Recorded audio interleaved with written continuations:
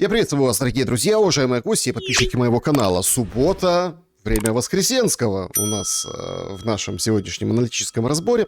Возвращаемся в нормальное русло и, конечно же, регулярно будем освещать все происходящее и новые вызовы, да, новые геополитические и, конечно же, связанные с российско-украинским противостоянием и вообще мировым господством США, которое, видите, как выливается в Ормузском проливе, в очередную перепалку медийную между Трампом и представителями Ирана. Об этом обо всем поговорим. Юрий, приветствую вас. Здравствуйте. Здравствуйте, Александр. Здравствуйте, дорогие зрители и слушатели. Начать наш разговор я хотел бы сразу так с места да в карьер. Вчерашняя, скажем так, медийная перепалка Минобороны Российской Федерации и Страткома, там еще сразу Штиллерманы подтянулись, нам абсолютно очерчивает еще большую эскалацию тех ударов, которые мы видим. Да, вот только за сегодняшнее утро прилет в районе Савослейки, там завод «Прогресс», «Фламинго» полетели, украинская сторона ликует, тем более там вчера еще запустили такую очень специфическую информацию. Сначала все так порадовались, потом сегодня с утра украинские паблики говорят: да нет, давайте как-то немножко флаговтыки уберем из военной аналитики. Имеется в виду стык трех областей на фронте, что вот все, теперь российских войск нет в Днепропетровской области. Ну, мол, отступление. Значит, все это как бы удобряется вот этим выражением, да, что, мол, Минобороны ни с того ни с сего пишет российская, что, в общем, будут заморозка у вас будет зимой. Украина отвечает: будем греться теплом НПЗ. А вообще, конечно, вот в этом диалоге заочном, мемном, да, ведь и суть того, что нас ожидает в будущем. Тут Нью-Йорк Таймс выдала материал и говорят, что, в общем, Европа как-то немножко опасается, что россияне могут договориться через голову и вообще как бы не против пойти на контакт с Россией, но как-то это сделать нужно, чтобы, в общем-то, и по Украине не били. Короче, Европа боится больше вот этих ударов по Украине, чем Украина. Почему? Ну, во-первых, Александр, рад, что вы уже на месте, в строю, отдохнули, то что мы по вам очень сильно соскучились, а впереди очень жаркие политические события, особенно в преддверии американских довыборов. Во вторую моменте хотел бы поблагодарить наших зрителей и слушателей. Наш крайний с вами выпуск собрал 650 тысяч просмотров. Какая-то невероятная цифра. Я уже не знаю, что говорить, чтобы удовлетворять такому высокому запросу. Теперь в третьей, так сказать, преамбуле перейдем к самому основному. То, что происходило, то, что нас ждет, исходя из того, что вы описали. Ждет нас очень тяжелая и осень, и зима. В общем-то, как мы предполагали. Как там всегда говорят, самые темные ночи всегда перед рассветом. Но, видимо, в этой войне должна быть достигнута какая-то наивысшая точка эскалации, чтобы прежде всего украинская сторона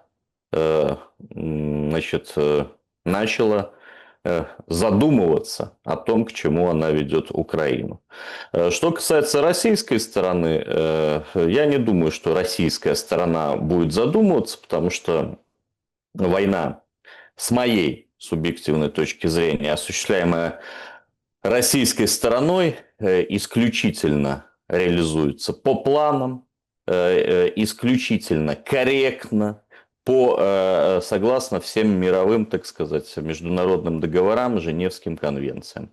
Я бы повоевал немножко по-другому, как и, в принципе, абсолютное большинство россиян. Я думаю, что вы понимаете, о чем я говорю. Если кто-то не понимает, может взять, посмотреть «Лунный пейзаж Газы». Я думаю, что нацистам можно давать ультиматум, и, в случае его отвержения в какой-то точке, в каком-то городе будет лунный пейзаж. Российское руководство на такое не готово идти. Оно ведет войну исключительно в соответствии с международными договорами. Соответственно, никаких... Это и есть компромисс с российской стороны. Это реально настоящий компромисс. Потому что вот мы 5 лет говорили о том, как надо вырубать Одесский порт. И смотрите, 2 недели его вырубили. И тут, наконец-то, прозрение прошло. Если верить зарубежной прессе, украинская сторона передала через посредников какое-то там, значит, предложение о морском перемирии. А, значит, так можно? Значит, вот вы действуете и предлагаете перемирие только когда вас за одно место, простите, поджали, подкрутили.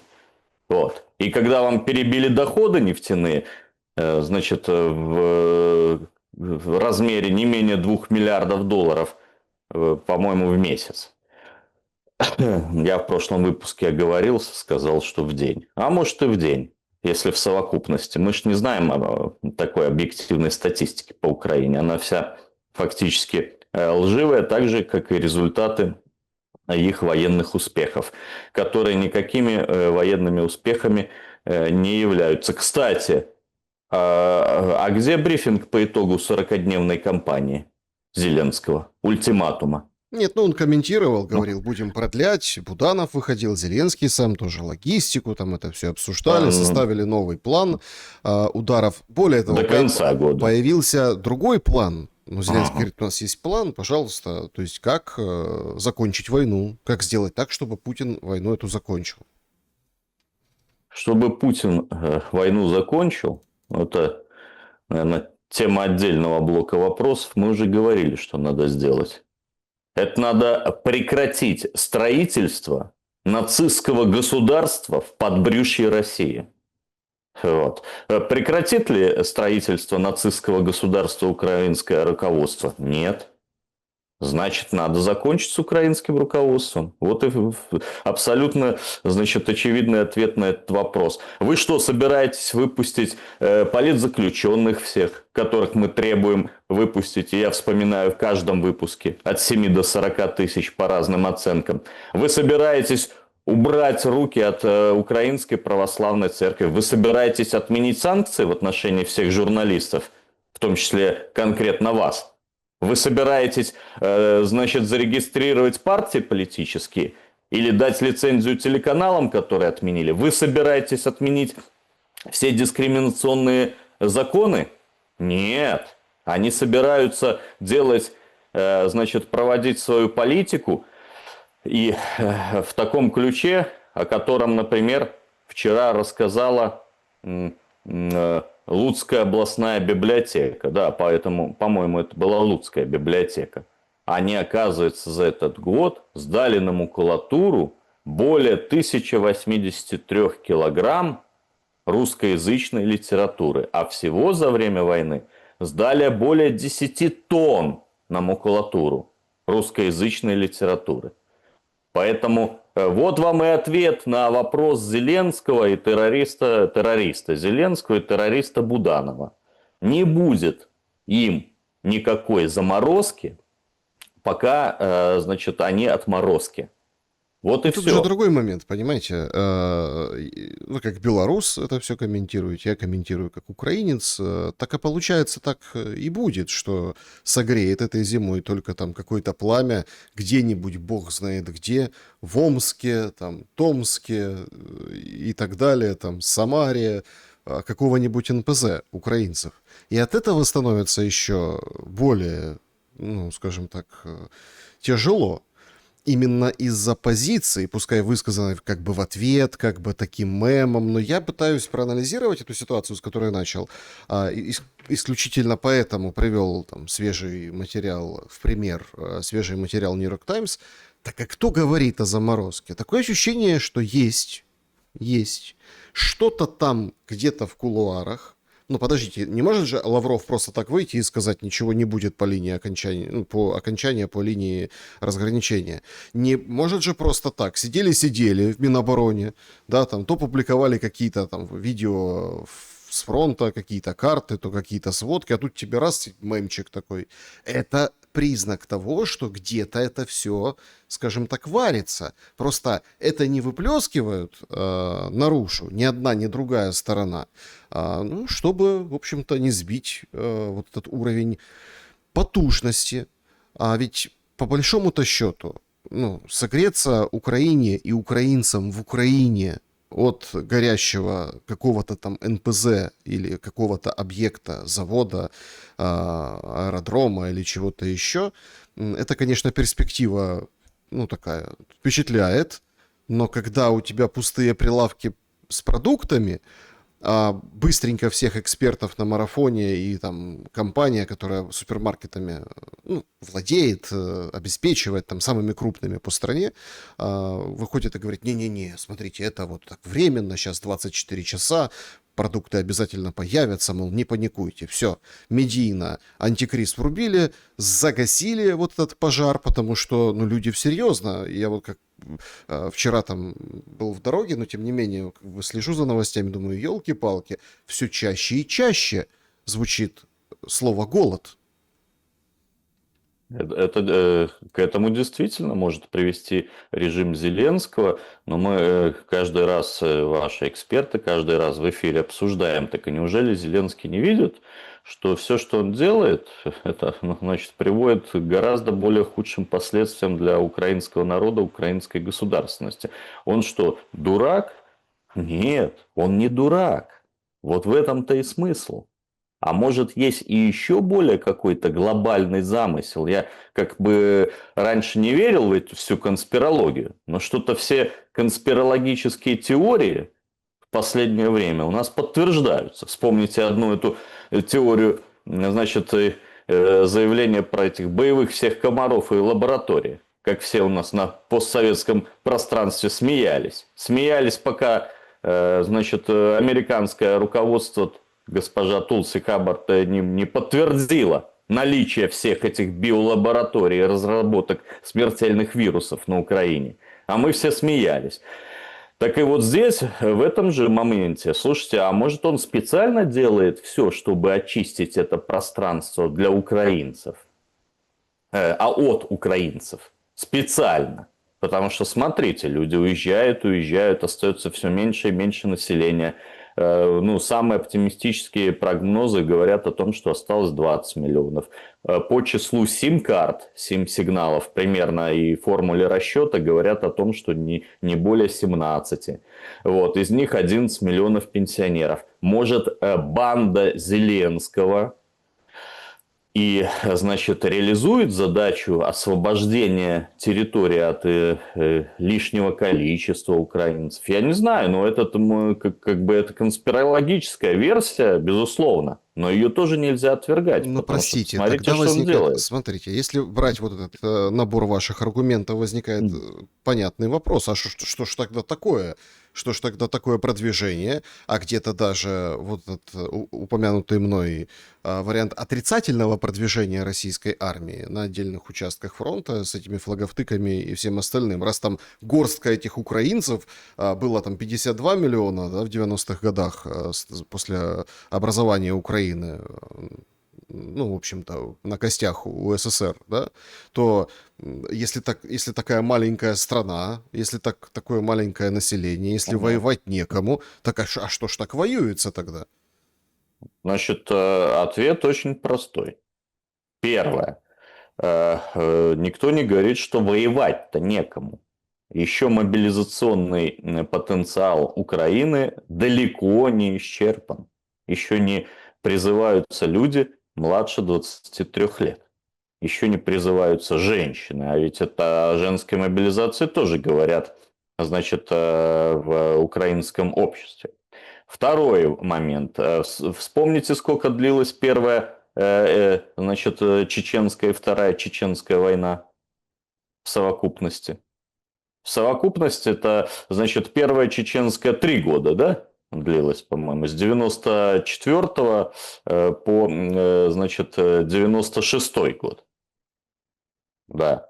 Ну, Вот вы к тому, что перепроверяем. вы к тому, что нельзя мерить длину, качество, количество военных дней количеством населения. Конечно, а вторая с 99 по 2006. Значит, 7,2 9 лет. А сколько населения, напомните, было в Чеченской республике? Наверное, не более миллиона человек. Вот вам и ответ. То есть армия Украины имеет еще очень серьезный военный потенциал. Плюс нацисты во главе с Порошенко, начиная с 2014 года, когда они объявили войну, а мы помним, что войну первый объявил господин Турчинов, начав АТО на своей территории в апреле 2000 какого года? 14-го, да. 2014, да, вот.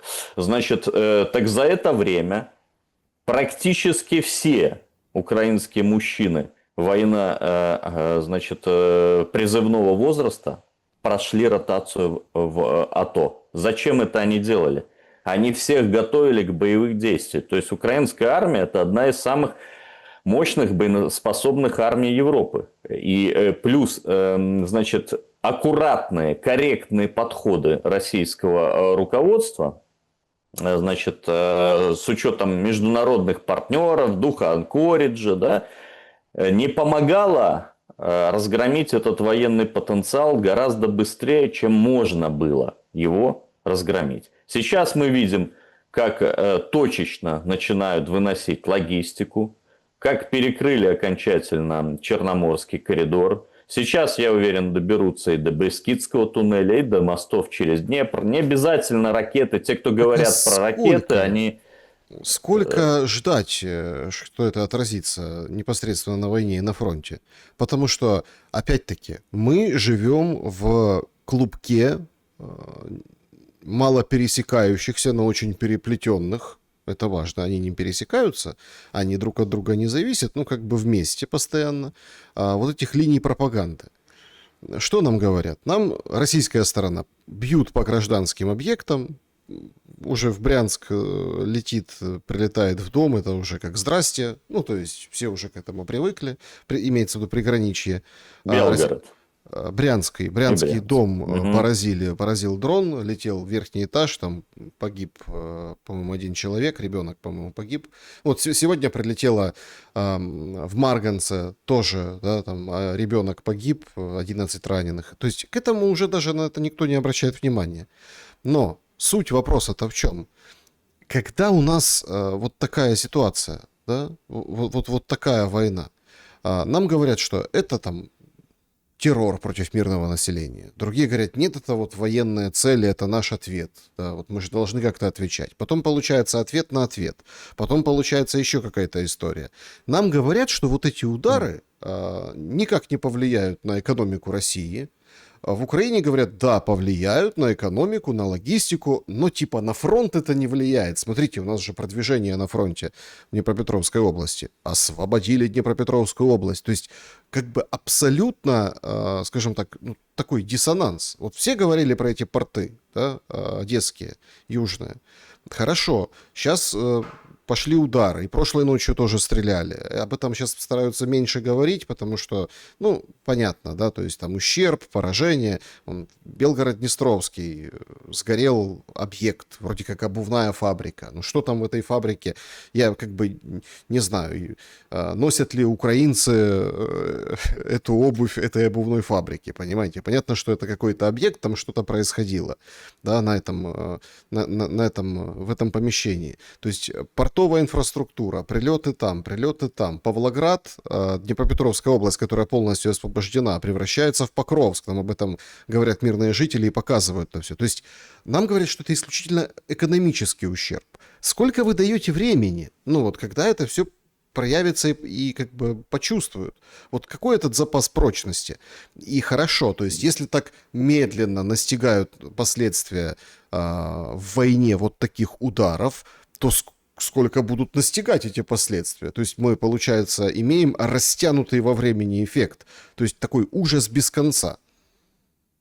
Ну, смотрите, здесь надо пояснить, что никто не говорит, что России не наносится экономического ущерба от ударов ВСУ. Конечно, он наносится. Но мы объясняем, значит, украинскому руководству то, что ущерб, наносимый Украине, на порядок выше экономический ущерба России. И в результате этого бесконечного, значит, замкнутого колеса украинское государство останется без промышленности, сельского хозяйства, строительства, а в последнее время мы видим и торговли.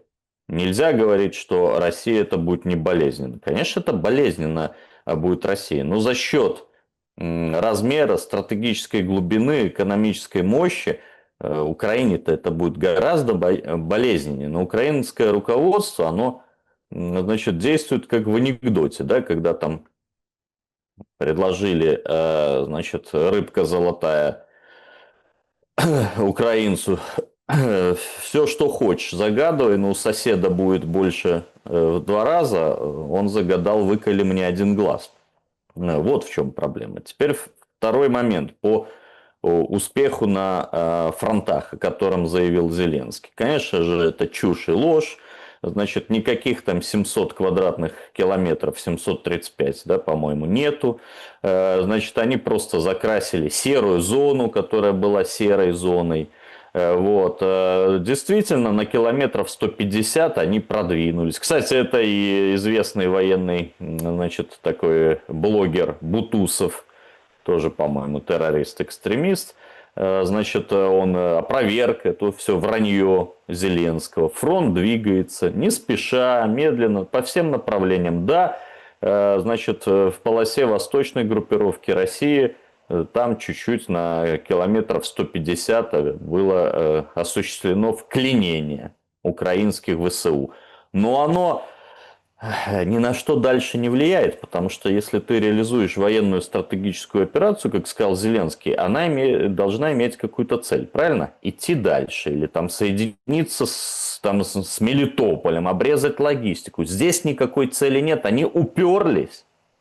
И поэтому, говорит, прекратили операцию и сейчас перебрасывают на другие участки, значит, фронта. В частности, например, на Харьковское направление, да, где до котла в северо-западе Харьковской области остается до стыка примерно километров 7. А если этот стык замкнется, это сразу 350 квадратных километров. Вот такая математика.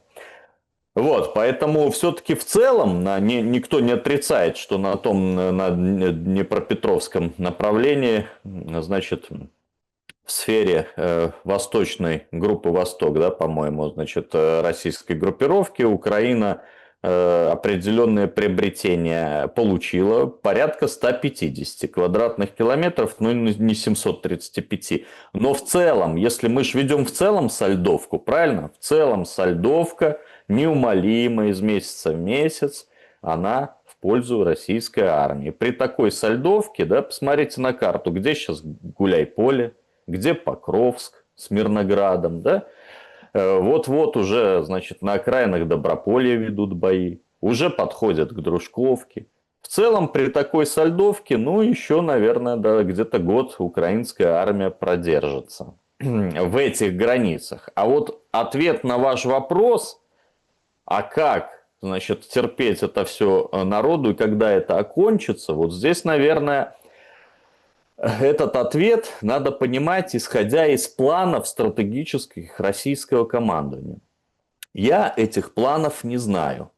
Когда закончится выход на границы ДНР, мне кажется, большинство сходится к 27 году, наверное, к середине, либо к концу 27 года на границе ДНР. Но вопрос, что выход на границы ДНР и даже Запорожье, значит, ничего не решит, пока не будет демонтирован нацистский режим.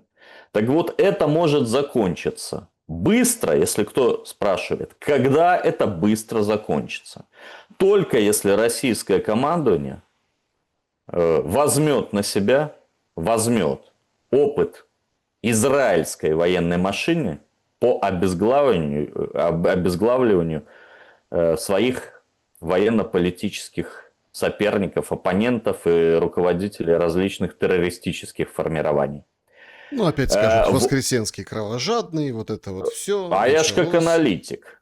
Ну Я так ж как аналитик говорю, а что дает обезглавливание? Давайте, а ну, вот и я вам скажу, так потому что скажите. Ну многие вот смотрите, говорят, да, обезглавили Аятоллу, да, убрали Аятоллу. Что сейчас происходит? Вчера, значит, вечером Трамп куражится, говорит, сейчас мы, короче, добьем этот Иран, сейчас мы его разбомбим, и они там на ладан дышат, сейчас. И вообще, я объявлю Ормузский пролив территорией Соединенных Штатов Америки. Сегодня утром выходит зам министра иностранных дел в Иране и говорит, слушайте, это, конечно, классно побеждать в Твиттере, побеждать там в речах предвыборных, побеждать вот так, но как бы ситуация абсолютно другая. Кто блокирует сейчас Ормузский пролив? Да? Тут давайте как бы наводить резкость. Понимаете, ну, а все же началось с чего? С того, что взяли там со всей семьей вот это все.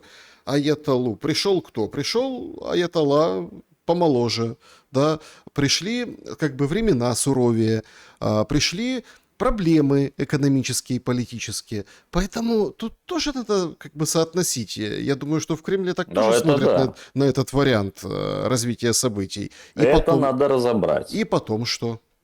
А вот рассказываю, что потом. Сравнение не совсем корректно, потому что в Иране практически все население идеологически подковано. Оно, значит, сохраняет национальное единство. И оно знает, что руководство Ирана отстаивало национальные интересы Ирана. Национальные интересы Ирана все эти годы. И Подождите, вернув собственность нефтяную. я сейчас буду опять спорить, не потому что там я с вами не согласен, а исключительно для дискуссии. Ну Конечно. подождите. Вы сами же только что выше приводили примеры, что украинцев раз-два и обчелся, кто там не, как бы не блюдет в принципе принципы национального единства такие, которые они есть, или в тюрьме, или изгнаны, или уже в земле, или еще где-то, ну, в общем, нормально. То есть все зачищено, коновальца везут, вон, видите, там, посиделки устраивают, страдают, то есть герой коновалец, вернем его мощи, там, следующий Бандера, наверное, приедет, пантеон вот этой мокрой кладбищенской земле. Ну, хорошо. Опять-таки, тут же очень важный момент. Вот вы когда говорите, там национально... Так, а тут тоже национально получается единство в Украине. Единство, но не в том смысле, да, в плане там национального интереса, в каком понимаете вы, а в каком понимает Зеленский. Вот сегодняшняя тоже новость. Есть языковой омбудсмен, а у него представители. И какая-то женщина, сотрудница вуза, да, разговаривала по телефону на русском языке, там какая-то гражданка была, она по-русски с ней поговорила. Это все записали на видео. Это не кто-то, это не приехали британцы записывать эту женщину на видео, а потом скидывать этому представителю омбудсмена. Почему? Потому что наказать надо. И наказали. Админку выписали, штраф ей там прилетел, все. А что это ты тут сидишь, разговариваешь по-русски? Вот как формируется вот эта система. И это все под, как это, под крышечкой национального интереса и единения нации вокруг такого вопроса. Государственное строительство. Смотрите, в Иране, так как люди не сильно владеют информацией и черпают ее часто из СМИ и соцсетей, которые контролируют англо-британские конгломераты, да, все практически СМИ и все практически соцсети. И мы все время эти новости и сливы черпаем от фактически вот этой англосаксонской медийной мафии. Они не понимают, что происходит в Иране, так же, как не понимают, что происходит, например, в Северной Корее. До сих пор я встречаю людей, которые думают, что там люди едят траву. А когда Собак, просто, да. да, собак, ну, может, собак они и любят, и не знаю, там, корейцев, втихаря, там, может, там и коптят какую, значит, какого-то шарпея, вот, хотя им там запретили, что северный, что южный. Но когда я показываю даже кадры Пхеньяна, они просто в шоке. Они просто в шоке, потому что вот им забили голову, что там, значит, едят вот собак и траву, и все нищие и оборваны. Нищих и оборванов можно посмотреть в огромном количестве в Британской Индии или пробританской Индии. Вот что такое действительно адовая нищета. Или в Бангладеше. Та же история с Ираном. Иран строит толерантное общество. В Иране комфортно практически всем религиозным меньшинствам. И армянам, и грекам, и православным. И вы будете удивлены, евреям, и даже евреи Тегерана все время поддерживают иранское руководство и выступают против израильской военщины. Иран создал Персидская империя, он взял, вот знаете, принципы Византийской империи, когда ты в обмен на политическую лояльность, ты получаешь абсолютную культурную, религиозную, экономическую лояльность. Поэтому иранское общество и украинское общество нельзя сравнивать. Украинское общество сейчас, вот те подонки, которые захватили власть, значит, обманным способом. Это же факт. Вы ж не будете отрицать, что Зеленский в 2019 году под какими лозунгами проходил, поэтому его и поддержали все люди. Да, я согласен. Русский Зеленский, язык, интеграция, смотрите, да, я остановить согласен. войну. Зеленский не аятолла, хоть он хочет им быть. Он там на море мечтает съездить. Интервью говорит, море, не заберете у меня мое море. Ну, там сразу сидишь и думаешь, а что за море имел в виду Зеленский? Море крови. Вот что он имел в виду. Так вот, Украина строит нацистское государство. И я, кстати, один из немногих сторонников государственности Украины. И чтобы ее сохранить, говорю и пытаюсь донести украинским аналитикам или руководству, что для этого надо отказаться от нацистской идеологии, отказаться, строить мультикультуральное, толерантное общество, где будет уютно всем национальным группам. Они даже группу такую не признали, как русские. Ведь так же, а в Иране такой же дичи нет, там признаны все. Там признаны все, даже курды, которых они особо не сильно любят, скажем так.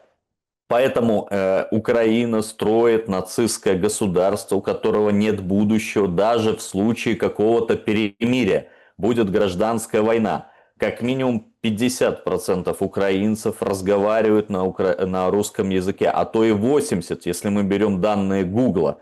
Вот, как только за границу уезжают, вообще все переходят на русский язык. Вы это не сломаете, вы никак не поломаете вот эту, значит, уникальную возможность русской культуры впитывать в себя, значит, совершенно другие культуры, да, и обогащаться и самой русской культурой, и обогащать культуры малых народов. Вы это не уберете. Дальше, теперь смотрите, тезис, кто говорит, так придет другой Зеленский.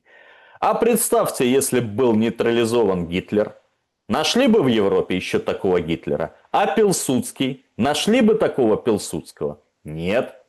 Поэтому я абсолютно уверен, что нейтрализация, вот, например, банды, которая захватила власть, она может даже стать триггером к какому-то народному восстанию. А мы видим это восстание через кадры объективного контроля. Вы видели хоть один кадр в Иране вот с такими после начала военной агрессии? До агрессии, понятно, там были определенные протесты, которые потом сплотили иранское общество.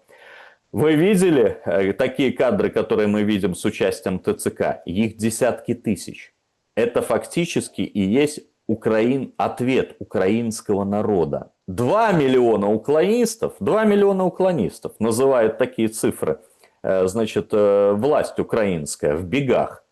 А в России до сих пор очереди в военкоматах. Только если в начале года записывалось примерно 1300 человек в день, сейчас эта цифра упала примерно до 900 человек в день. Да, по-моему, 400 тысяч было озвучено Медведевым очередная цифра записавшихся добровольно и подписавших контракт.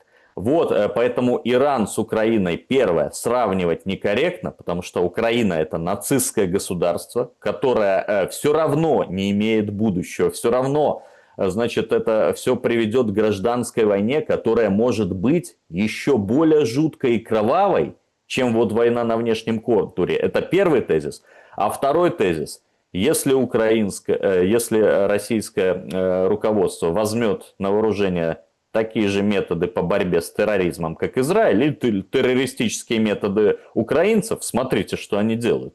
По всему Советскому Союзу они осуществляют террористические акты, пытаются осуществлять в отношении в том числе своих собственных граждан. Без суда, без следствия, без приговора. Это они в Европу еще хотят. Вон Киевстонера зачем-то под флагом ФСБ попытались взорвать. Понятно, что это СБУ и ГУР. Вот, значит, поэтому, если российское руководство поставит задачу поработать такими же методами, война закончится гораздо быстрее, чем, значит, взрывать мосты через Днепр, Бескидские туннели и так далее. Даже если мы взорвем все эти мосты, конечно, военный потенциал украинской армии, он просядет, и, может быть, будет прорыв на фронте. Я напомню, что на фронте до сих пор еще прорыва не было. Украинская армия держит этот фронт, в том числе потому, что она идеологически накачана, и в том числе потому, что многие прошли через АТО в период с 14 по 22 год и имеют боевой опыт. Вот. Но рано или поздно этот прорыв произойдет. Но он все равно не приведет к прекращению военного противостояния. Только обезглавливание верхушки и приход к власти нормальных людей, но не через выборы, потому что любые выборы пройдут по молдавскому сценарию. Не выборы, хорошо, не через выборы подконтрольные режиму Зеленскому. Ну, кто тогда должен ставить верхушку? А вот не будет Зеленского, тогда можно и провести выборы. Потому что он все равно сфальсифицирует. Все эти цифры, что, знаете, пишут там Буданову, Залужному и Федорову, да, это все Филькина грамота. Это в том числе может запускать и Зеленский. Для того, чтобы скормить русским историю. Слушайте, ну давайте же вот проведем выборы, выберем более лояльного. Они власть не собираются отдать. У них локти в крови. Понимаете? Не то, что локти, у них вообще все в крови. Они наворовали огромное количество денег. Миллиарды долларов. Если это украинцы узнают, точнее, когда они узнают, они их вместе с членами семьи вынесут свой приговор, не только мне исторический. кажется, что, еще раз, если мы смотрим в динамике ситуацию, что будет уже как-то все равно. Давайте мы так зацепили тему Ирана. Все равно кому? Все равно уже будет. Тут же смотрите, какая задача. Ведь это же тоже неоднократно проговаривалось. Зеленскому очень вот прям надо, чтобы эта война стала какой-то большой. Конечно. Тогда да. в этом большом теряется вот это вот его, понимаете? Вот это Да, вот его. да. Вот эта вся Стефанишина, которая там ее сейчас судят, скидываются ей на залог. Он посла не может в США назначить. Посла в США. Парадокс. Ну, то есть, почему? Потому что и там пишут в прессе, да вот он подождет результатов вот этих промежуточных выборов в США, чтобы понять там, куда ветер дует, нос по ветру, все дела, то есть, кто там будет. Понимаете? Тут же такое, вот ему надо что-то большое, что перекроет нечто, ну, это для нас это огромная трагедия, там, да, для там, украинцев, россиян, белорусов, то есть для нашего... А ему все равно. А ему надо что-то вот такое большое, поэтому сейчас в прессе покупают... Это купленные материалы. Я вот, там, люди, которые пользуются там пересказами разного рода, ну, не поленитесь, откройте. Ну, то есть, просто откройте и через обычный, если вы не владеете языком, обычный переводчик, прочитайте. Это купленный материал. Сегодня тоже он вышел какой-то о том, что России выгодно взять сейчас Прибалтику, в общем, туда вторжение осуществить. Путин, или еще мне понравилось вчерашнее, кто-то тоже написал, Путин приказал до 26 года, конца 26 года проверить типа НАТО на зуб, ну, то есть напасть на НАТО. То есть вот эту всю ересь, вот это вот все, за это платят деньги, чтобы это все формировало что? Представление у людей. Представление не только там о войне, о России, о Путине, о Украине, о Зеленском. Это все вот в эту канву, в эту копилочку ложится. Пока вот мы далеко не ушли, сейчас вернемся к ситуации там в Украине. Я, если честно, не понял. Тоже получается какая-то купленная история. Потому что если представить, что это правда, то тогда и опять проводить параллели между войной с Ираном и российско-украинской войной, то тогда волосы просто шевелятся во всех местах. Значит, Арабские Эмираты согласились разблокировать Ирану 10-20 миллиардов долларов, 3 из которых уже у Ирана, в обмен на то, что Иран не будет стрелять по Эмиратам. И там вообще даже как бы закручивается там такая история, что и сотрудничество налаживать, и связи, и все дела. То есть, ну, это же абсолютно, это важнейшая деталь всего происходящего. То есть пока Трамп говорит, что Армуз мой, выигрывает войну в соцсетях, в заявлениях, отправляет еще один авианосец туда, вместо того, который там был. Там Джордж Вашингтон, по-моему, да, вместо Линкольна как-то они, ротация авианосца, потому что долго там стоит. Пока там он бряцает оружием, говорит, Иран проигрывает. А пока Иран проигрывает, Эмираты платят за безопасность. Может быть, и в российско-украинской войне есть какая-то цена вот этой безопасности. Ну, пускай там не 10-20, не 3, а там, не знаю, там 300 заблокированных у России активов. Может, вокруг этой суммы все крутится. Может, все крутится вокруг каких-то залежей, каких-то... Есть цена у этой войны, как вот в Иране? Нет, цены нет, потому что у нас война экзистенциальная. В Иране, значит, ОАЭ не является противником Ирана. Он просто союзник Штатов. И, кстати, действительно, в последнее время он не бил по Ирану. Там из этих 6 сателлитов США мозги оказались только у Омана. Ну, в том числе потому, что Оман это все-таки третья ветвь ислама. Там правят ибадиты. Это единственное государство в мире, где ибадиты являются правящей династией. И они сразу же договорились, поняли, чем это чревато, отказали в Штатах в предоставлении своих там аэродромов, баз, и тем самым спасли страну и часть страны, скажем, в виде инфраструктуры от ударов Ирана.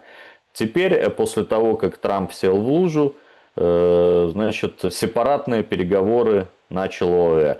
Я тоже не знаю, правда это или нет, но FlyRadar же зафиксировал грузовые самолеты, которые перемещали с ОАЭ в Тегеран. Поэтому вполне возможно, что они вернули украденные у Ирана деньги. Я напомню, что деньги иранского народа, замороженные в разные периоды, еще начиная с 1979 года, в обмен на неосуществление ударов. Потому что один удар по аэропорту Дубая может, значит, нанести уже нанес колоссальный удар по имиджу этой тихой гавани, которая уже никогда тихой гаванью не будет, а может вообще и развалить весь все это как карточный домик, все там, значит, сферы, начиная от дутого ритейла и заканчивая финансовыми услугами. А между Россией и Украиной, точнее между режимом, который захватил власть на Украине, который в большинстве своем состоит из инородцев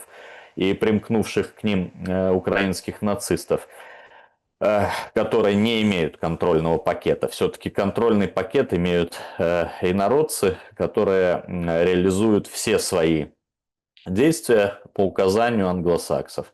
Значит, здесь цены не может быть, потому что война экзистенциальная. Мы не можем позволить у себя в Подрюще наличие такого абсолютно кровожадного, обезбашенного режима. Потому что даже договоренности, которые они могут подписать, они не будут стоить той бумаги, на которой будут подписаны. Понимаете, они могут подписать, а завтра там раз Путин ушел, они скажут, так это мы с Путиным подписывали. Вот, значит, а с вами не будем их выполнять. То есть сейчас не видно даже среди этой отмороженной верхушки, которая уповается и упивается кровью и деньгами, какого-то понимания. Ведь смотрите, мы с одной стороны здравые вещи, абсолютно. Слушайте, ну прекратите издеваться над людьми. Прекратите издеваться над церковью. Прекратите, значит, свою страну превращать в ЧВК. Но мы не дадим этого сделать. Мы в плане России. Но мы не дадим размещать здесь базы. Но не дадим здесь размещать иностранные войска. Ну все, точка. Это аксиома. Давайте это обсуждать. Нет, они это не хотят. Они сюда, понимаете, и кости уже нацистские, значит, и избиения, и русскую литературу. И вообще, кто книги сжигал? Вы же помните, как нацисты с этого начинали? Так они, может, и людей скоро будут сжигать. Они уже тестировали этот случай в Одессе в свое время. То есть с, простите, больными ублюдками ни о чем нельзя договориться. Можно договориться с ОАЭ, с Кувейтом, с Талибаном. Слушайте, они гораздо более вменяемые, чем вот эта банда мерзостей, которая и ничтожество этих шариковых с украинским акцентом, которые дорвались до власти. И я утверждаю, что только их нейтрализация поможет быстро прекратить военные действия. Потому что никакой выход на границы Донбасса ничего не обеспечит, кроме первого этапа. Нам, если в целом, если мы, значит, убираем этот подход израильский, и, дескать, ну пусть украинский народ сам живет с тем, кого выбирает, то тогда для обеспечения безопасности России и Беларуси надо как минимум выстраивать архитектуру, как минимум по линии Днепра, Николаева, Одесса, соединение с Приднестровьем. Когда у украинского нацизма отпадет Черное море, сразу британцы потеряют интерес. Ну, очень сильно потеряют интерес. Потому что это уже не будет морской державой. То есть, если мы не берем, значит, комбинированные возможности перелома хребта украинским нацистам, которые включают удар по политическому руководству, значит, мы должны понимать, что выход на линии Донбасса, с моей точки зрения, субъективно, ничего не изменит. Надо выходить по линии Днепра. А для этого надо подключать, в очередной раз говорю, потенциал украинского народа, украинского подполья и украинских политиков. А этот потенциал, пока, видимо, время не пришло, он пока не подключается. Но ведь 5 миллионов украинцев находятся в России. И там есть и жители Харьковщины, и Николаевщины, и Одещины, которые могут заявить о своих определенных требованиях и о своем желании вернуться в эти области. Поэтому вот в чем проблема. Мы не знаем стратегии российского руководства. Оно не делится их с общественностью. Да? Значит, может быть, эта стратегия, она будет достаточно волатильной, исходя из позиции каких-то западных партнеров. Может быть, есть еще шанс, что западные партнеры что-то сделают, чтобы умиротворить вот Ну это что, украинские... сдадут Украину, получается. Возможно и так. Возможно и такой вариант. А это тоже было бы неплохо не Украину, а часть Украины, например. Но вот смотрите, ну, допустим, сдают часть Украины. Выходит Зеленский на границы ДНР. Как мы и предполагали. Вышел бы, сохранил минимум, значит, 100, 200, а то и 300 тысяч человек, которые за это время, значит, были убиты. Ну, разные цифры из разных источников, правдивых никаких нет. Если брать цифры Зеленского, там вообще отрицательная динамика, из мертвых воскресают каждые полгода. Все меньше и меньше. Но мы знаем, что число убитых, раненых, искалеченных, оно колоссально. И вот представьте, если бы Зеленский включил мозги, если бы был он умный, как в Талибане, или в Иране, или в ОАЭ, и вышел бы на границы. Мощнейшая армия окопалась бы, сохранилась. Уже вряд ли бы российское руководство подумало, значит, идти туда. Это бы вызвало осуждение всего мира, в том числе стран третьего мира, стран глобального большинства. А сейчас же понятно даже странам глобального большинства. Россия говорит, смотрите, что они делают, украинские террористы. Вот только за июль убили 201 человека мирных жителей. И 1779 получили ранения. Нам нужна буферная зона в виде ряда областей. И страны глобального юга, например, и Китай, говорят, ну, в принципе, да, Давайте это так, логично. подождите. Буферная зона не спасает от этих дронов. От дронов спасает технологическое решение. Буферная зона не спасает от терактов, ликвидаций на территории там, России, там, Крым, Россия. Тоже так интересно, такие, знаете, как штрихи к этому всему. Опять-таки, что-то происходит за кулисами. Это читается, Юрий. Не просто так выходит, тут как бы Минобороны говорит, зимой будет вам заморозка. Понимаете? Не просто так это все. Вышел сегодня МИД украинский с заявлением. Говорят, ну то есть сейчас заговорили о том, чтобы территорию Крыма и ЛДНР убрать оттуда приграничные посты. Ну, может, кто там не был и не знает, да, там граница. Ну, прям въезжаешь в Луганскую область, да, там граница. Российские пограничники, рамки, ну, то есть все как всегда. Это было с 2014 года, то есть и до сих пор так. И только сейчас заговорили, а давайте уберем оттуда границы. Крым тоже административная, вот эта граница между там Запорожской частью, которую контролирует Россия, тоже там все, пропускные пункты, все дела. Давайте убирать. Ну там, и МИД выкатывает официальное украинское, там, вот, вы не заберете нашу территорию. Опять-таки, это означает, что что-то происходит. Новость о том, что нет ни одного солдата российской армии, ну как это, оно такой полувброс вместе с флаговтыками, это сейчас будем, конечно, разбираться в этом всем, но это тоже, нет Днепропетровской области в претензиях российской стороны территориальных, понимаете? Ну нет, что-то за кулисами происходит. Однако я, чтобы финальную такую, как бы дать финальный вам пас, я очень поражен. У нас всегда какое было? Раболепие перед Западом. Ну, там передовые технологии, люди чище, богаче, люди умнее, люди преклоняемся перед это Запад. Это кто? Так это иностранец. Откуда он там? С Америки. Пачки, помните, пачки собирали пустые, баночки Кока-Колы, ставили в сервант. То есть, понимаете, в чем дело? То есть, а сейчас проходит время, и условно Запад деградирует, а люди, которые, или там народы, страны, территории, я сейчас не про конкретных там, я в целом, да, они же тянулись к этому, к этой цивилизации, образовывались, читали книги, учились и тянулись. И сейчас получается, там деградация, а эти реально подтягиваются, все остальные. Там деградация, а здесь подтягиваются. Я был поражен. Вот мы с вами вокруг Ирана так прошлись, запараллелив с украинскими делами, да, Украино-российской войны.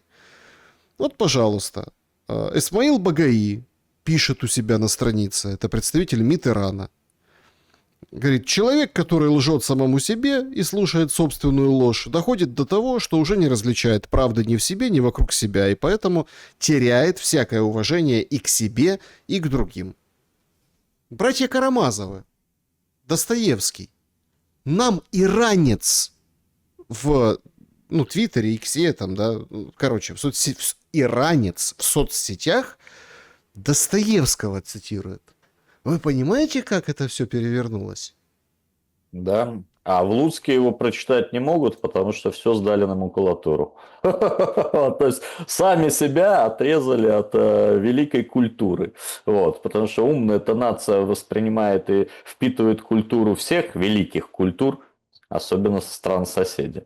Вот. Но, к сожалению, значит, ум – это не основная черта и не доминирующая черта украинского политического руководства. Вот стяжательство и жажда наживы, вот это было даже в советское время. Даже в советское время.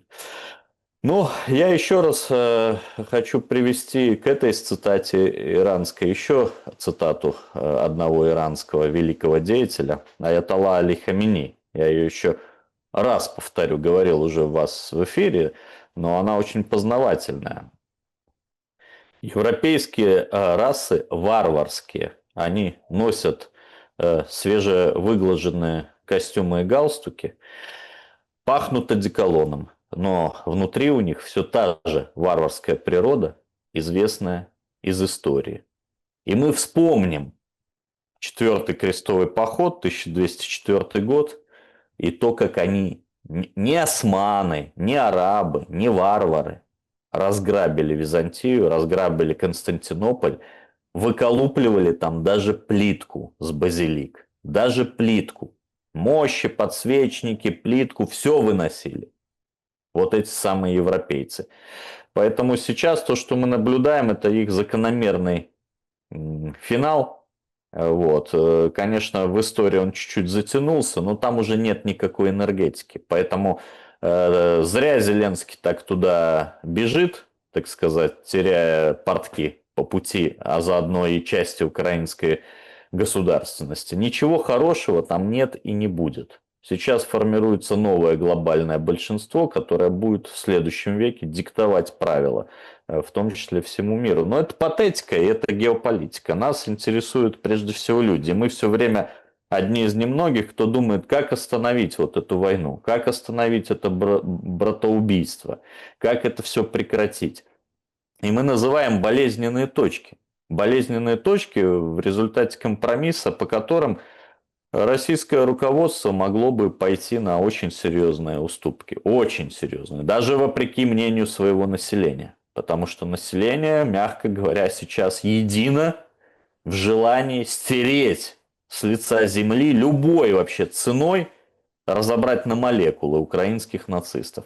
Но, к сожалению, украинское руководство, оно очень мелкое, оно не понимает того, к чему приведет вот их такая упоротая позиция. Вот, и они как бы, значит, продолжают ухудшать свою политику и позицию не только внутри страны, но и на внешней арене. Сегодня поляки празднуют, значит, годовщину очередную, чудо над Вислой, когда они разбили армию Тухачевского. И не пригласили впервые украинцев поприсутствовать, даже в виде какого-то, так сказать, наблюдения. Не пригласили на свой парад. Ну, Это тоже, уже тоже, говорит да? о том, Тут тоже что... парадокс, да? У Макрона, значит, на дне взятия Бастилии ходили, летали, а тут вот вроде как через забор не позвали. Да, да, да. Это говорит о том, что, ну, все-таки не совсем правильный вектор избрало украинское руководство в отношении всех своих соседей. Если уже и, понимаете, и понятно, русские, белорусы уже и с поляками поссорились, и с венграми, и со словаками, что тут осталось с румынами, ну, скоро с румынами тоже, потому что падают дроны, да, на их территории. А что дальше? А какой дальше финал? И мы в своих эфирах пытаемся, значит, найти путь оптимальный, чтобы не губить дальше народ. Вот, наши вообще народы, русских, белорусов, украинцев, в угоду мировому, так сказать, закулисью. Но, к сожалению, задача Зеленского именно губить эти народы. Теперь это очевидно, и скоро, я уверен, в скором времени, вот как боевые комары нам открыли, да, и сняли шоры с глаз, когда мы все смеялись. О, понапридумывала тут Минобороны какие-то биолаборатории. Так мы, наверное, и скоро увидим документы о том, что задача Зеленского, значит, осуществлять геноцид украинского народа и истощение русского народа. Наверное, его такая задача. Поэтому для того, чтобы подойти к решению формулы мира, надо, наверное, убрать одно лишнее, значит, лишний элемент этой формулы. Тогда, мне кажется, эта формула спрямится. И тогда решение будет, значит, гораздо эффективнее. Не обязательно применять какие-то антигуманные методы. Можно просто давлением, общественным мнением, мировым общественным мнением заставить, значит, этого человека уйти. Зеленский – это война. На Пока море. будет Зеленский, будет война. Уйти на море – самый лучший вариант. Юрий Воскресенский был моим собеседником сегодня. Спасибо большое за время и мысли. Друзья, благодарю, что посмотрели этот выпуск. Напишите в комментариях, с чем согласны, с чем нет. Всем большое спасибо, что не забыли лайк поставить. Берегите себя и друг друга, несмотря ни на что. Увидимся.